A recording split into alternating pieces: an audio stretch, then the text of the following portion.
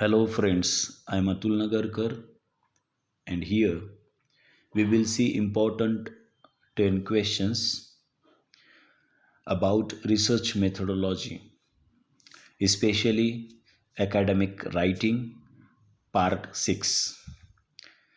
This video will be useful for the UGC NET or SET examinations and PhD entrance also. For any subject students, they have to watch this video for research methodology. It will be very useful for paper 1 UGC NET.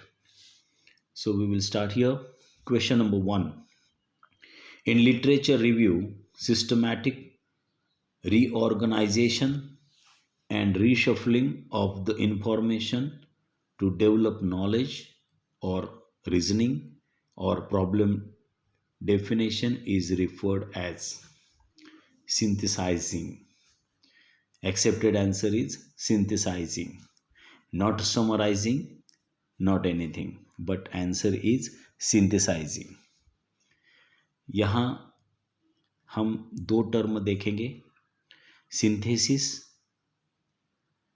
मतलब एकत्रित करना और analysis मतलब विभाजन करना. तो यहाँ प्रश्न देखेंगे. In literature review, systematic reorganization and reshuffling of the information to develop knowledge or reasoning or problem definition is referred as.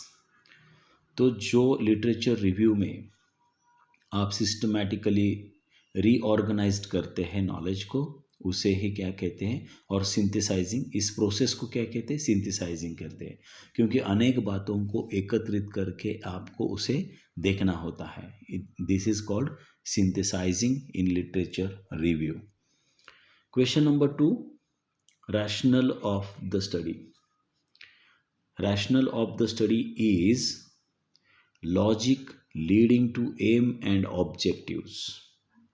Accepted answer is logic leading to aim and objectives. तो यहाँ आपका जो लॉजिक है वह हेतु और उद्देश्य की ओर जाता है, तो उसे रैशनल स्टडी कहते हैं. Rational of the study is logic leading to aim and objectives. Question number 3. Literature review for which body of knowledge is collected from the supervisor is experience survey. Accepted answer is experience survey. Literature review for which body of knowledge is collected from the supervisor. Supervisor के द्वारा जो body of knowledge collect होता है literature review में, उसे क्या कहते हैं, एक्सपीरियंस सर्वे कहते हैं. Question number 4. Literature review is foundation of a research. जब आप किसी रिसर्च को स्टडी करना शुरू करते हैं, उसका जो फाउंडेशन है वह है लिटरेचर रिव्यू. संदर्भ साहित्य का जो आढ़ावा होता है वह उसका फाउंडेशन है. Question number 5. Doing literature review from broader topic to a focal point is the convergent search. Convergent search. यह दो टर्म है, कन्वर्जन और डाइवर्जेंट. डाइवर्जेंट मतलब विविधता और कन्वर्जेंट मतलब केंद्राभिमुख. तो इसमें देखेंगे doing literature review from broader topic to a focal point is the convergent search.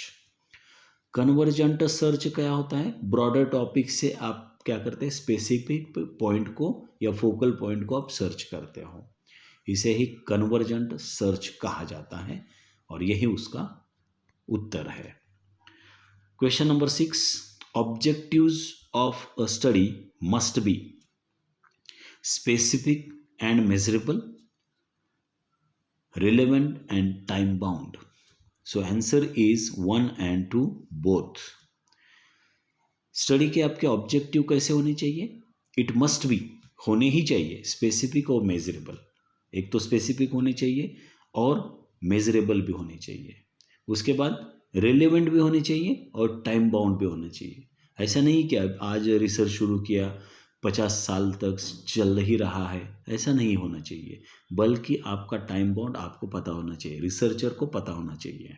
इस वजह से 1 and 2 both is answer.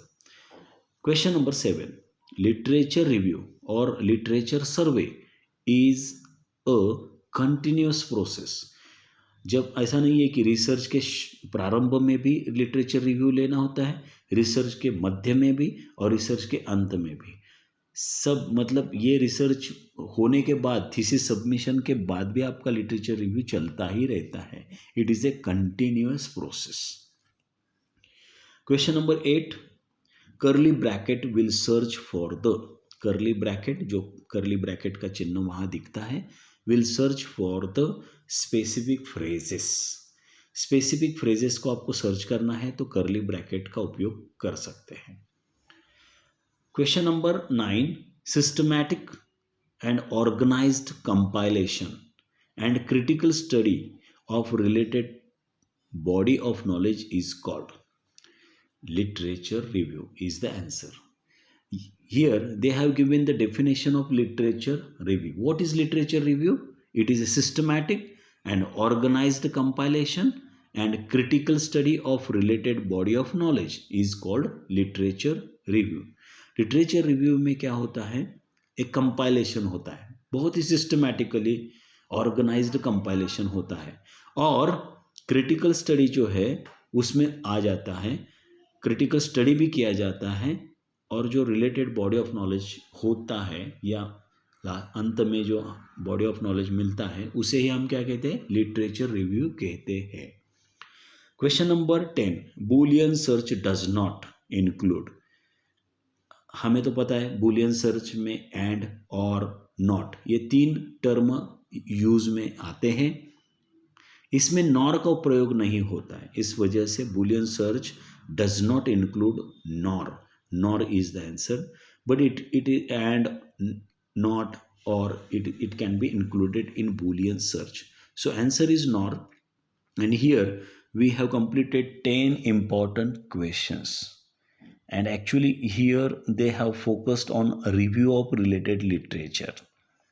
In research methodology, this concept is very, very important. So thank you very much for sparing your time, and we will meet in next video, academic writing part 7. Thank you.